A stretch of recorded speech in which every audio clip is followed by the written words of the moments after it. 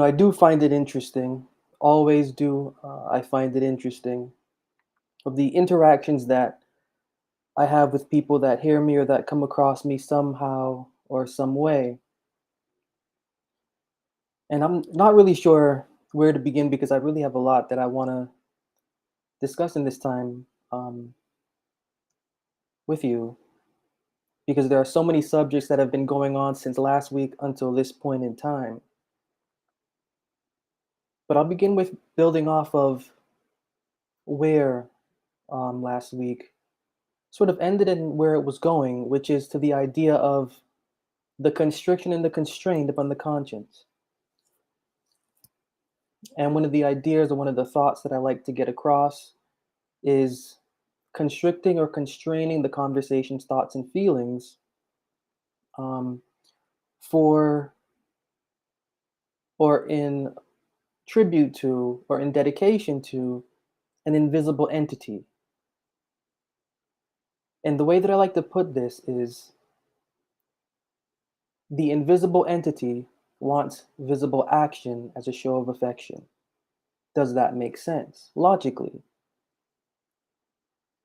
Does that make sense logically? The invisible entity wants something visible as a show of visible care, visible affection, visible regard. Does that make sense? Go back to the beginning. When you think about, and I'm not talking about the beginning of humanity, I'm just think beginning. There is nothing. There is nothing. There is only a particular mind that wants to create something called Earth and to have human beings generated from it. Concerning the type of affection such a mind would want, would physical appeal be something drawing that mind to cause the human being that they would create or have generated from the earth love, affection to or from the source in them, and then back in reverse? Now, this thought meshes with the parameters of the name Jesus Christ and of the, I guess, what is embodied in that as I have been reviewing during these past weeks. So, what I'm finding is that as I'm going through last week, the definition of sin and the construct, the human construct of sin. Sin is a human construct. Sin is, I don't know if you want to say that that's religious or if that has anything to do with religious. It may have been adapted to for the sake of propaganda or marketing. But society has a construct called what is sin. It may have been spiritualized or religious, who knows? But as a construct, sin exists. Sin can exist without religion. Sin exists without religion. You don't need sin for religion. You don't need sin for practical spiritual understanding because it goes back to being a society and a part of a community at whole of a race of human. And so you need boundaries. And you need to understand what sin is. Again, the Bible does not hold the definition of secular societal sin to its own. The Bible has its own definition of what sin is. Bible being a book correcting religion, not necessarily giving a religion, because the Bible does not give a religion. Its underlying philosophy is the correction of it, because the Bible gives what is false first off. The Bible tells you what's false first off, so that we can understand what's false to understand what's right. That's how the Bible operates, and that's how the Bible just moves. And so when you think about sin, when you think about its parameters, when you think about in a secular sense or the religious sense, and then you hold the Bible to its standard, its culture being a culture of honoring the contents of the devotional conversation, honoring the mind that is within the devotional conversation, honoring all that is therein. And so connecting the definition of sin to what disturbs the conscience of the conversation. Sin is what causes the conversation to go out of its character. Just as in a secular sense, we would say sin is what causes our human being to go out of its character. But there's a problem there. There's a problem because the human being is naturally within its character. The human being is naturally immoral. The human being has to learn morality. Our human being has to learn morality, just as our conversation has to learn morality. And that's the difference between the devotional conversation and the human being.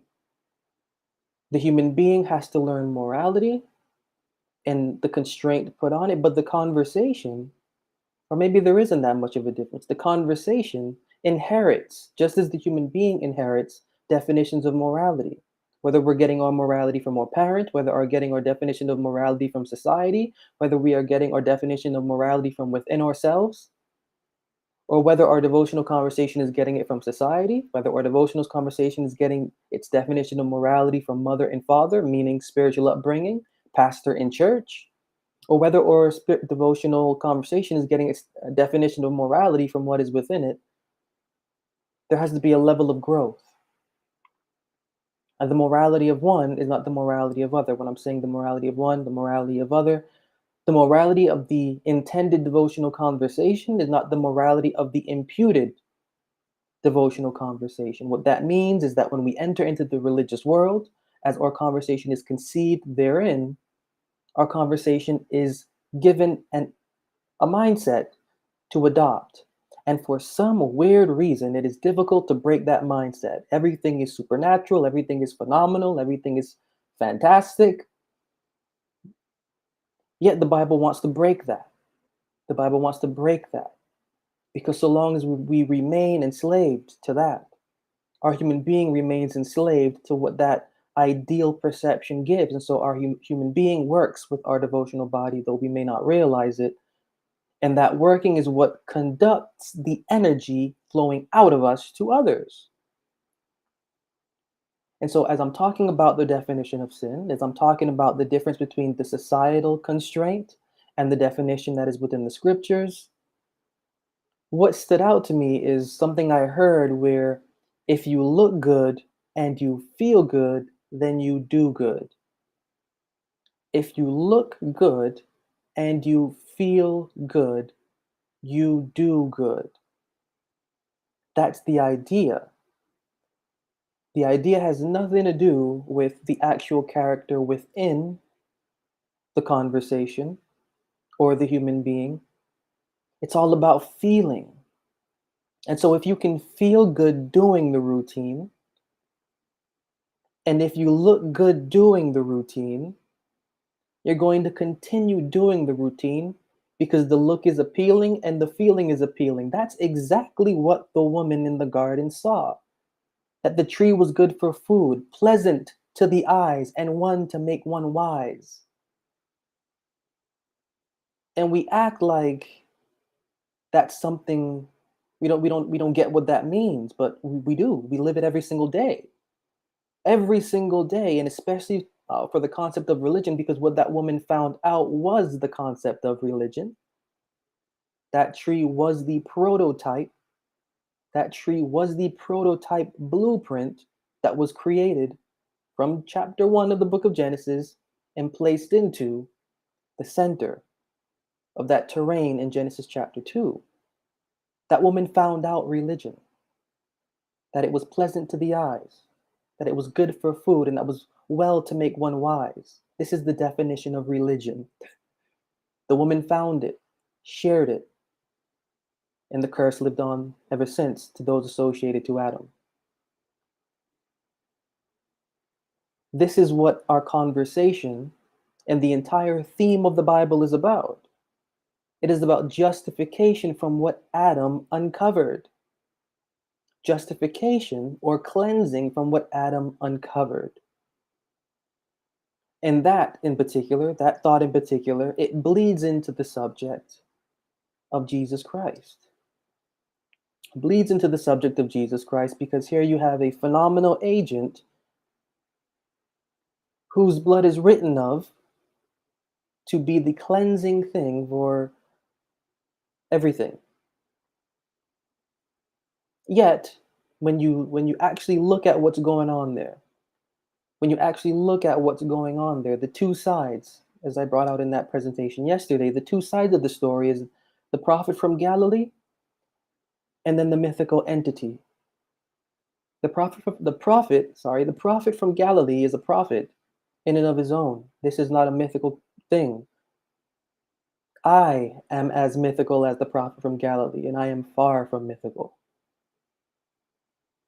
But when you get to the mythical side, and the mythical side not actually based off of any kind of random thing, but tracing down to a particular Herodian lineage, and that this particular Herodian lineage, being a king, is represented in a deified form with a new name called Jesus, well, then that takes a whole different turn there. Because when you can understand where the story is going, when you can understand where the narrative is dedicated to, well, then you can understand the act and the actor. The act and the actor. The words therein from Matthew, Mark, Luke, and John are not the words of the one from Galilee. The words therein from Matthew, Mark, Luke, and John, they are not even the actual words in them to be. These are lines giving to an actor. Now, what is written in Matthew, Mark, Luke, and John of what is said about the prophet from Galilee, or should I say of what he said, 0% of what the man actually said are in these narratives. Zero.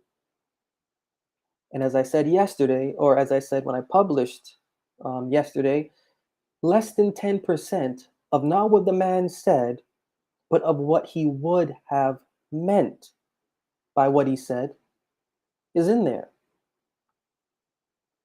So what we have is an actor underneath it all playing. An actor is playing someone called Jesus.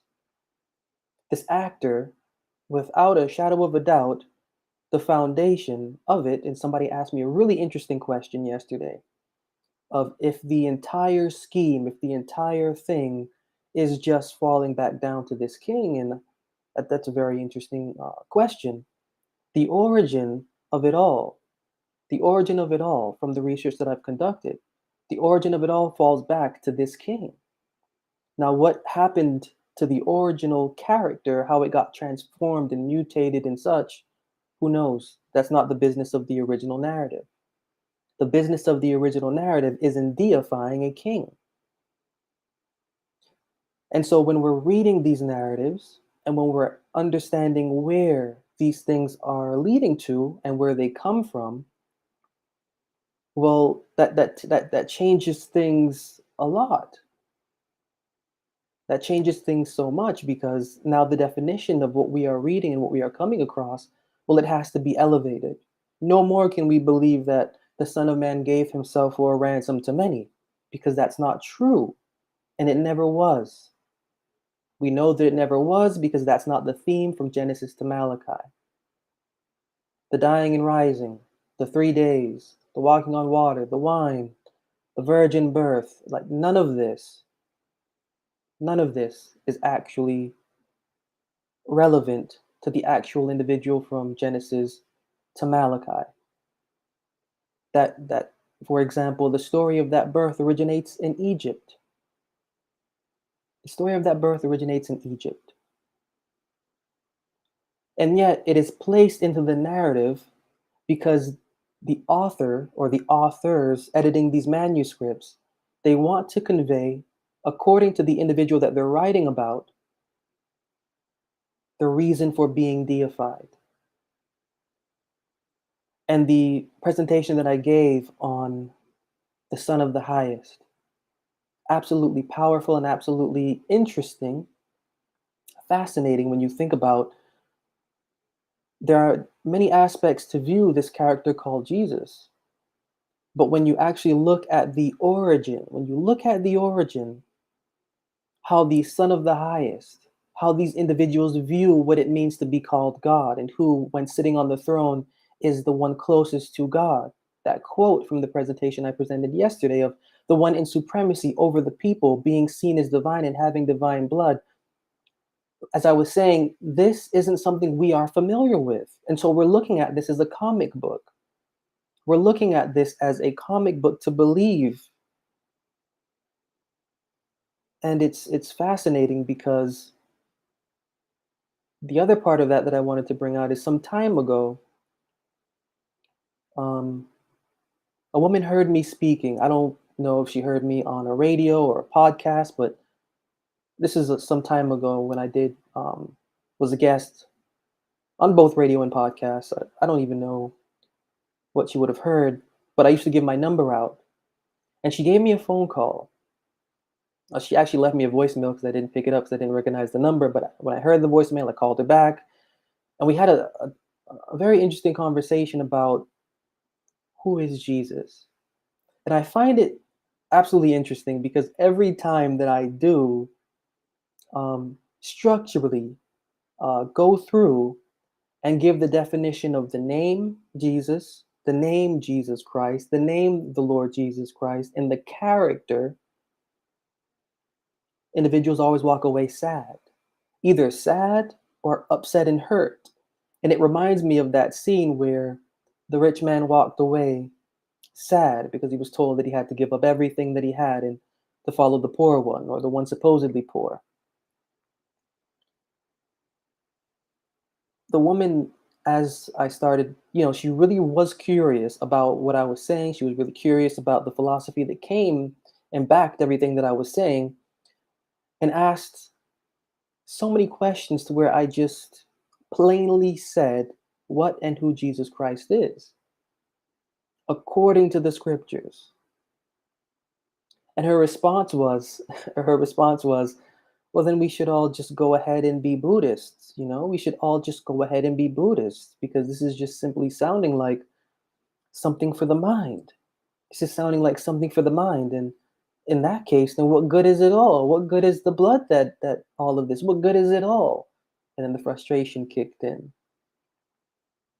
Now I'm saying that because there is a question, there is always a question of what good is that blood if it's simply just an allegory? What good is that name if it's simply just an allegory?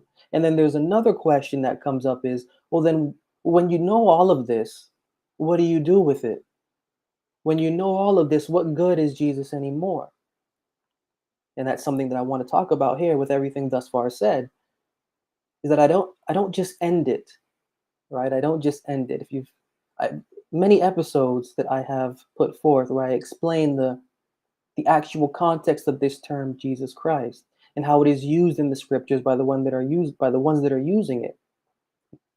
It's a very low percent of the term Jesus Christ as it is used after Malachi is used in reference to a man. It is never in reference to a man. Very low percentage.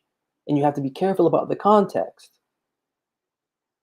Always in context, and a very high percentage of the time that you see this name Jesus, Jesus Christ, the Lord Jesus Christ, it is always in reference to a philosophy. It is a philosophy that is moving. It is a philosophy that is acting. It is a philosophy that is doing. It is a philosophy that is taught. When you know the origin, and when you're understanding the origin, when you're breaking out of that shell of the religious world and you're actually being born anew, when you can one realize that the character Jesus Christ from Matthew, Mark, Luke, John, and the Acts is simply a deified king, is not real, and has attributes added to that deified king from Hinduism, from the Buddhist religion, from Greek, Roman, Sumerian, Mesopotamian, folklore, legend, and religious philosophy, when you can understand all of that and you're able to let go of whatever there is, because there's an emotional tie that comes to the character Jesus, just as there is an emotional tie that came to Dionysus, an emotional tie that came to Apollo, all of these gods existing throughout our ages that we don't know, but when we are born, they have a new name. If we were alive back then, it would be Dionysus. If we were alive back then, it would be Apollo. If we were alive back then, it would be Tammuz. If we were alive back then, it would be Baal-Hadad, Baal. Every generation, an individual or individuals are born to a new Jesus. I think we need to realize that. And to narratives of that new Jesus. And that's all this is. The only difference is that the original narrative is a narrative pointing to a deified king, a particularly chosen deified king. Added on to that deified king, whose name is now transformed from his name as a king to a new name, Jesus, plus the attributes of extraterrestrialness put on him. When you can understand all of that, the narrative then changes. You're no longer viewing it as a literal man speaking. You're no longer seeing the Son of Man as this and as that. Our imagination kind of breaks the childlike approach that we have, and we can mature. As Paul says, I was once a child. When I became a man, I never thought as a child anymore. And he wasn't talking about literal, he was talking about mind. We are children when born to the religious world. But does a child stay a child forever? Now, that bleeds back into where I just opened up with concerning the definition of sin and the definition of the religious law. Because if you believe that every single human being is unique, and if you believe that every single religious experience and every single spiritual experience and every single philosophical experience is unique, well, then you must have an issue with the blueprint of the concept of religion, keeping everybody without their uniqueness by maintaining the same routine to the invisible deity. As I brought up last week, the one thing that makes us human and the one thing that the Bible's mind advocates for is the right for the human being to make decisions. It is the ability to make decisions that makes us human. It is the ability to make unique decisions that makes us human. The Creator, and I want you to think about this, the Creator did not make everyone have the same mind, the same behavior, the same speech, the same walk, the same diet, the same ability, the same blood is different in all of us. Different type, I'm saying. The Creator didn't create anything the same. Why then would the Creator give to the ones that He created the same routine to worship through deeds and through acts? I want you to think about that because that's the relevance behind the term Jesus Christ. All of this bleeds into one subject when you think about it. All of this bleeds into one subject. And the presentation that I published on that Jesus is not mythical, that was a philosophical approach to the term and to the use of the term mythical. When you think about how get away from religion, stop thinking spirituality for a moment, let's just be real. When you look outside, do you see variation or do you see sameness? When you look outside, do you see variation or do you see sameness? Do you think that the one that created variation would make human sameness in their mind of devotion? Do you think that the one that created variation of routine for plants and for animals and for such would create the same for human beings concerning their devotional character? Think about that. That's why in John 3:6 it says that which is of the flesh is flesh and that which is of the spirit is spirit. What is for the body of the conversation is not for what is the spirit of the mind. What is for the spirit of the mind is not for the body of the conversation. The individual writing this and saying this is articulating two types of devotional conversations. One that is bound to the flesh is born for the flesh to do what is routine. One that is bound for the mind is born for the mind to receive cleanliness and newness, as it says, create in me a clean heart, renew a right spirit within me. The fact that the psalmist says, renew a right spirit within me and create in me a clean heart, the fact that this is used in the Psalms is a confession that sameness in degree is not alluded to, nor intended by the one that created the human form or the human mind. So we have to really think, and that's really what I wanted that presentation to be. because of the questions that came from it, to think. Think rationally about the one that created you. And again, the individuals that reach out to me and that understand that something is wrong with a routine of religion connected to their conscience, props. Props to them. Props to them because they are actually achieving and ascending to a level of understanding and newness that is intended for the mind, um, that is going through such a thing. And so then I get asked, then what is the use of Jesus Christ if none of this is actually relevant to what is within the scriptures? The use is context. Because when you understand where these things are originating from, and when you understand how the Bible is speaking and how the Bible articulates itself, well, then you can then look at the mind within the scriptures as intended.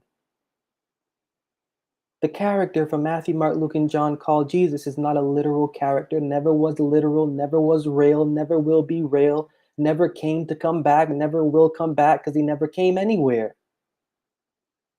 Not real. But he was real and is real in the sense that he is played by a king. It's an act, a written act.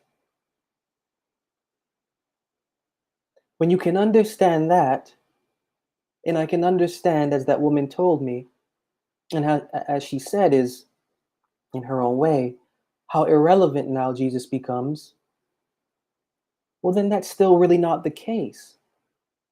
That's really still not the case because the authors of Matthew, Mark, Luke, and John, although they are not fully Jews, they are using Jewish methods of um, literary interpretation to get across their point. So beneath whatever they are writing from a rhetorical, or from rhetoric, I should say, from rhetoric, from a point of view of being a stage act, they are also writing with a bit of a depth to them. These things are not pointless. These things are not pointless. The entire Bible is a parable. The entire Bible is a parable, and only the individual not sane within themselves, the Bible has written itself in a way so that they can lose themselves into what is not sane. That's how the Bible is first off written. It is written for the individual not sane within themselves, that is willing and that is not patient enough with themselves to understand what these words mean and how they relate to themselves personally. Whoever is not willing to do so, they will be led into the deception that these things are on the surface. So be it. Bible doesn't care. The Bible is written the way that it's written, and it doesn't care. But to the individual that's patient with themselves, to the individual that is content, not with what is written, but with what is unsaid, they will dig into these things and allow themselves to understand the healing that is within them, and by doing so, find the true meaning. And so, as you're seeing the deified king of the Jews from the Herodian dynasty, raising Lazarus from the dead, healing the blind, raising from the dead, walking on water, giving loaves to people from nothing, turning water to wine, born from a virgin. All of this is said about the deified king from the Herodian dynasty because that's how he's viewed. This is cultural. We really have to understand that.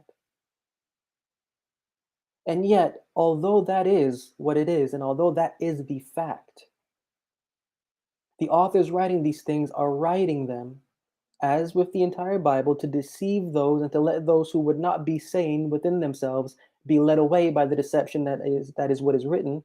They are really going into emperor worship and they don't know it, but they are also writing with a depth similar to how the authors from Genesis to Malachi are writing. And in that depth, there is meaning.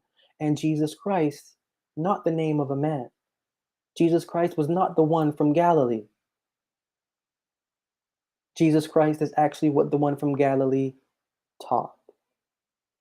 No, the one from Galilee did not teach a extraterrestrial figure coming from beyond and above doing all sorts of things.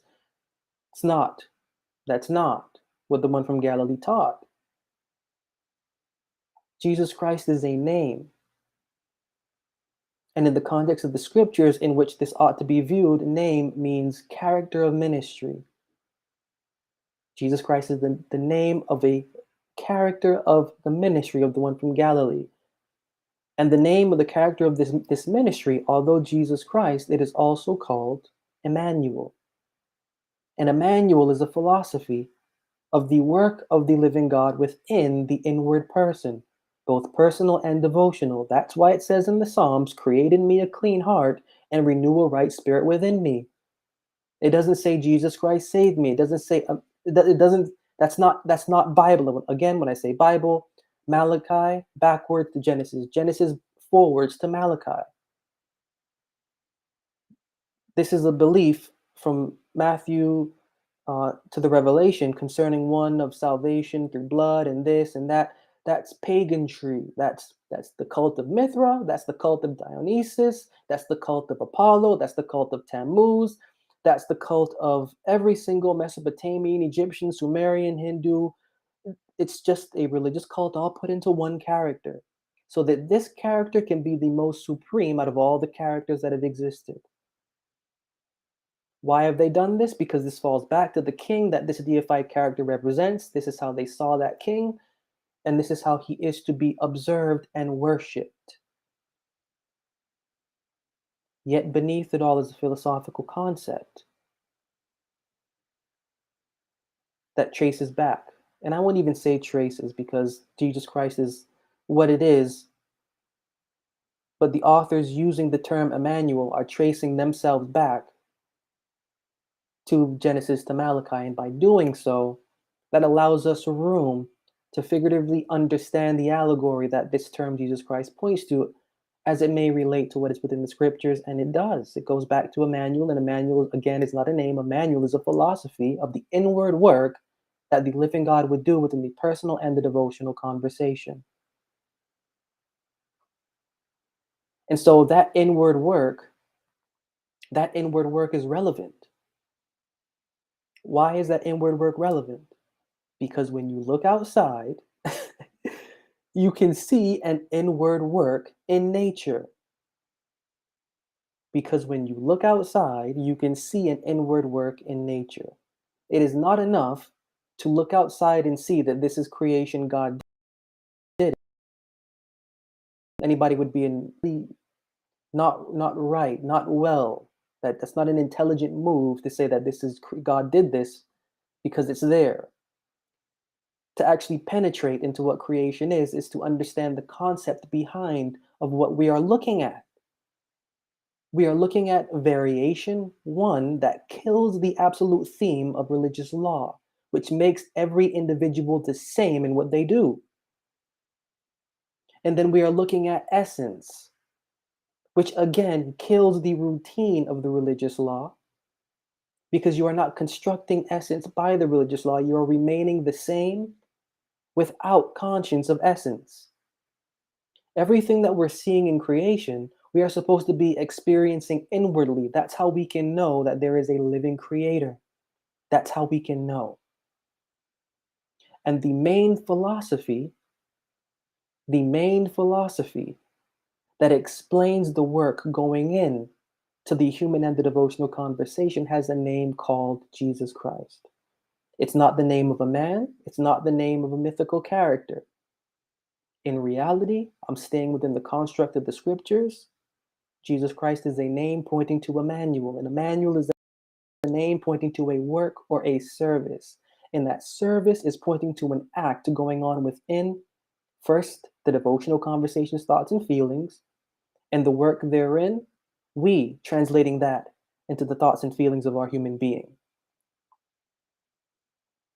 And so when constraining the conversation by the philosophy of the religious law, now you can see, now we can see why this concept of the philosophy of the religious law is really not all that well for the human being. Because by adhering to it, we are failing to give ourselves the right to make the decision to be well in the variation that we are. And that's the beauty of it. That's the beauty of it. And I find that at the heart of the scriptures to be the reason for me continuing to investigate and to learn how to practice the devotional character of the mind that is inspiring the words within the Bible. It is the right to be human and the right to be right within the mind that the Bible is giving to the individual. On the surface, the Bible has a mask. From Genesis to Malachi, the mask is the philosophy of the religious law. From Matthew to Revelation, the mask is the deified king of the Jews. Or should I say, the specific deified king of the Jews, the Son of the highest also being a king of the Jews. Yet, the Bible is a book giving what is wrong first. The Bible gives what's wrong first. Why? So that their hearts can be fat, so that their eyes can fall out, and so that they cannot know what is conversion by their heart, says the scriptures. Remember when it says that? It says that in Isaiah. That's how the Bible operates.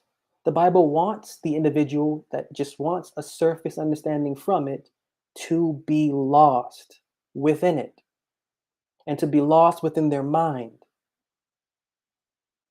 Again, that's Bible humor. Because the one that will not give their mind to actual thought, to the Bible's mind, it's well deserved. What they will be led into, their delusion, well deserved. Because their heart isn't right. Yet to the individual that would give their mind to investigating what the scriptures are talking about and practically apply them, that individual will be given the right to penetrate into the themes of the context of which the mind within the scriptures are pointing at. And to this individual, they will break the ground of the religious world to have a conversation arise anew from it. So when it comes to, as since last week until this time, the points that have been brought out and the questions raised, the Bible doesn't operate, and the philosophy within it doesn't operate from constraint, and it never will. Human beings operate from constraint and forever will. It is in the nature of the human being to like constraint. It is in the nature of the human being to be liked, to be told what to do. But at the same time, let someone tell you what to do and see how you behave. But yet, because we believe it's coming from an invisible entity, it is just. We don't give any thought to it. Why? When we have created giving us evidence for an experience that the Creator did not sanction, so then who sanctioned it? That's a question to think about. Because it is not sanctioned by the one that created variation. Remember, there's variation in the world. I don't look like you. You don't look like me. I don't sound like you. You don't sound like me. We have different blood types. We have different likes and dislikes. We have a different operating essence. For what reason would the Creator make you and me worship Him the same? By a routine. And by whatever denominated idea we hold that routine to be. We need to think about this. Because everything that exists concerning the philosophy that is within the religious world, it is contrary and opposed and against to everything that is within the scriptures, philosophically. And so I will end here with just that thought is as we go through this week, as I will do with you, observe how the devotional conversation is behaving. And then whatever is being reviewed within the scriptures, observe what the scriptures are pointing out concerning the personal observance of the conversation. So we have to get to the mind within the scriptures. We just can't keep being unborn babies. People don't like abortion, right? People don't like abortion. That's a thing where abortion isn't liked. When we are in the religious world, our conversation is being aborted. It's being aborted, and in a strange way, it's kept in this purgatory stage of never growing up. It's weird. Bible wants us to break that system of thought, break that experience. And so with that, Take that experience that is original and unique, and as the scriptures say in the book of Proverbs, live. My words write on your heart. Length of days and long life will they give you. That's what the Proverbs say. Where does it say, do this law and you will receive life? Do this tradition, observe this strictness, observe this routine. That's what is called false life. That's what's called false life. Again, the Bible gives deception first so we can know what deception is after we've gone through it. So let's go through it and understand deception for what it is, and whatever emotional tie we have, whatever we have, we really have to let that go, because at stake here, again, the point that I was making in the presentation of the mythical Christ and the historical Jesus that I uploaded yesterday is that our conversation matters. Despite what we believe, despite what we think, despite what we want to think, despite what we think we know, our conversation has to grow and has to develop, because at the heart of it is the growth and the development of our human being. If our human being isn't developing, if our conversation isn't developing, something's wrong. So we have to take care of something that we didn't even give ourselves, out of respect for the creator that gave it.